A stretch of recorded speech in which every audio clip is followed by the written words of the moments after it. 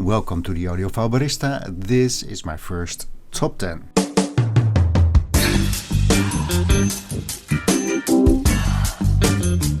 So I was watching YouTube and I noticed a lot of top 10 videos. Now I am not a big top 10 list fan because I can never decide where things should go. Is this song better than that song? I don't know, I just like them both. So this is a top 10, but don't bother about the order of things. In this top 10 I will share with you the 10 principles that I use to guide me in my audiophile journey. Let's go! At number 10, let's start with the most obvious things first. Loudspeaker placement. Loudspeaker placement is free. It does take time and effort, but it does not cost you any money.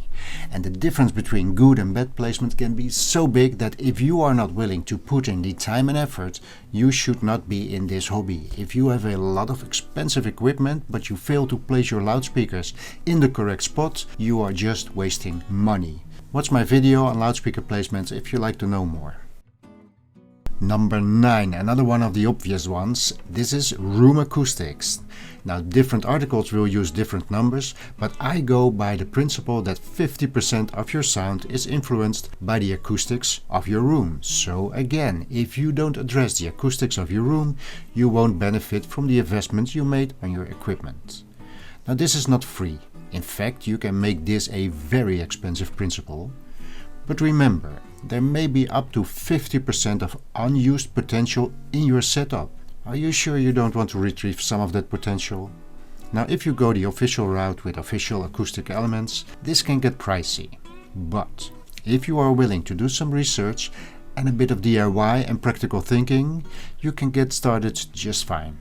So you can DIY some panels, but my main message for this top 10 is to use your room. For example, curtains can be great for treating your acoustics. The type of couch that you are using, a carpet on the floor, bookcases for diffusion, no coffee table in between your seat and the loudspeakers. There's many options, and as your room needs furniture anyways, you might as well decide your type of furniture based on the function it could provide for your room acoustics. On to number 8, another principle that comes free of charge. Your listening position. Now, just like loudspeaker placement, your listening position can generate a variety of results, good and bad. One principle that I use is to avoid being seated right against the back wall. The direct sound from your loudspeakers and the reflected sound from the back wall can influence the imaging of your sound. So in general, the rule is to place your seat or couch at 1/3 of the room from the back wall. But if for some reason that is not possible for you, make sure to place an absorber right behind your head on the wall. So we're at number 7, and this is a more complicated principle: synergy. Now, not every loudspeaker will sound optimal with any amplifier, just like not any DAC will sound optimal with any streamer, music server or CD transport. Finding the right combination can be very difficult because there is so much equipment out there. So my tip is to try and listen to as many systems as you can. At a friend's home, a dealer presentation, a big audio show, or even in your own home. The more experience you have, the easier it becomes to discover what combinations work and which one doesn't. If you have never been to a big show like the High End in Munich, you are missing out on this principle. Moving on to number 6, and this is a big one: power. Now, as you may have noticed, I still have not said anything about equipment, cables or media, and the reason for that is because as far as I'm concerned, after all this is my top 10, as far as I'm concerned, the previous principles are all conditional to even start setting up your equipment. And I take my power very serious. I have a dedicated power line, an AC generator, some filters, good quality cables and power bars. You know, music is just transformed power, so getting the basics right is key to a good setup. Now, this is another one of those principles that can get very expensive, but do yourself a favor and at a minimum make sure that you use better power cables over the standard versions. For example, my favorite power cable is about $100 a meter. Not cheap, but definitely not impossible. And from experience, I am totally convinced that getting a dedicated line is the best money you will ever spend. Coming up at number 5, platform. Every piece of equipment needs a platform, something to stand on. And throughout my 40 years as an audiophile, I have tried all kinds of materials: glass, marble, MDF, wood, bamboo, chopping blocks, tires, concrete, stone, granite, rubber, and any number of combinations of all these. My conclusion?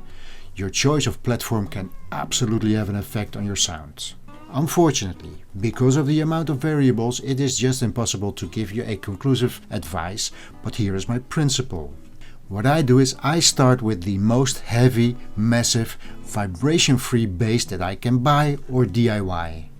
And then I use that bass to experiment on top of it. So you may have this bass and then put a thin piece of glass on some spikes on top of it and then place your amplifier on top of the glass. Maybe an amplifier that sounds a bit too warm. This might work. Now the solid bass will give you a good starting point, a good reference point. You see, if your bass is too flimsy, any vibrations coming from floor or other sources can only create more variables. So this is my principle. Solid bass and then experiment on top of it. The differences between spikes, rubber dampers, all that stuff, it becomes much more easy to hear if something works or not if you experiment on top of a solid bass. Number 4, here we go, cables. You know what? Just get better cables. Even if we don't have the science behind it figured out yet, this just works. And I will be making a video about this in the coming year because I am pretty fed up with the people who think the only choices are stock or $40,000 cables. And I'm even more fed up with the people who will tell you that it is not real because they cannot measure it. But the problem with that is that we are not sure yet why we hear differences, so how do they even know that they are measuring the right thing? On to the next principle. Okay, 3 more to go, and this one I call less is more. Now for this principle, my aim is to remove everything from the signal path that is not necessary, and especially anything that wants to, quote, improve the signal. This means that I like equipment that is built with the least amount of components, but still done in a very professional way. My previous OTL power amplifiers are a very good example of that, and my broadband loudspeakers, so without a crossover filter, is another example. After all, what isn't there can't affect the music signal. Another example is that in my previous AudioNote Auto integrated tube amplifier, I removed the balance control completely out of the signal path, and I don't believe I have ever had a main amplifier that had any tone controls. But also on the software side, in the Bluesound Note Streamer app, I turn off any setting that wants to interfere with the music signal. There is, for example, a setting where it will adjust the volume of all the songs so every song has the same loudness. Now this is obviously very helpful because it means that you won't have to adjust the volume after every song if needed. But I keep it turned off. This means I have to run to the volume knob every now and then because a song may be much louder, but I stick to this principle, so this setting stays off.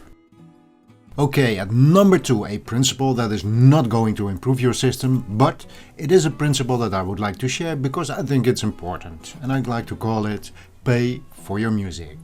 Now, some time ago I saw a YouTube video explaining how you could get a music streaming service for free. I commented on that video and all I said was, please pay for your music, and I did get some likes, but still I was a bit disappointed. Now this is a topic that always leaves me with a double feeling. On the one hand, I am convinced that we should take care of our favorite artists by not stealing from them. On the other hand, most of the record companies and streaming services are just crooks who don't care about quality, just profits, and they are also not very kind for their artists. You hear a lot of artists complaining about the low revenue that they get from streaming services, and this is indeed a big problem, but both the streaming services and the labels are ripping off their artists. Not all of them do, and I will make a video on that later, but this is a problem for artists, especially the ones that are not the big stars. Having said that, I would still like to inspire everyone who is still using the free tier on their streaming service to get the paid subscription. We need artists to keep getting new music. Another way to support an artist is of course by buying their CDs, vinyl and merchandise, and the best place to do that is on the artist's website. Now I understand that physical media can get expensive. A vinyl record 10 years ago was about $15, where today you pay 25 or 30 bucks for the same record. But still, if you can afford it, help out your favorite artist. And you can also help your favorite artist by going to their live performances. And that is also a good spot to buy their merchandise. And lastly, you can of course become a Patreon. Especially for those artists that are not signed onto the big labels, they can definitely use your monthly supports. Let me know in the comment section how you support your favorite artists. Anyways, on to number 1. And here we are at number 1. Thank you for staying to the end. This one I didn't know what to call, but now I call it There is a System for Every Budget. And the reason I picked this one for last is because of a few reasons. Now, one reason is because of something that has been irritating me for the longest time. And in every comment section on YouTube you will encounter one of those critics who can't wait to tell us how stupid we are for paying $50,000 for an interconnect. Now, apart from maybe 1% of audiophiles even being able to actually do so, these comments promote the idea that good sound can only be had for insane amounts of money, and this is scaring a lot of people away from this wonderful hobby. And the other reason is that I think that a lot of non-audiophiles are missing out on good sound. While I am convinced that, with a little knowledge about a wonderful hobby, there may be a really involving setup for most any budget available. So in order to reach this group, I would like to invite all you audiophiles out there to counter the skeptics lobby by demonstrating that, for the same amount of money that they were willing to spend on a standard Sony or Pioneer set anyways, there is much more sound to be had in their own home. Now, I'm not saying to go out and bother people with our hobby, that is not my aim, but listen to this. The two main reasons I had for starting my channel was, one, to get rid of this stigma that audiophilia is bad for your wallet, and the other reason is to keep the art of setting up a system alive. I think with all this Sonos and Bluetooth development, the art of setting up a good system has fallen victim to convenience. So I think many people are missing out. They could have had much better sound quality, but now they have a soundbar. And in many cases they are not even that cheap.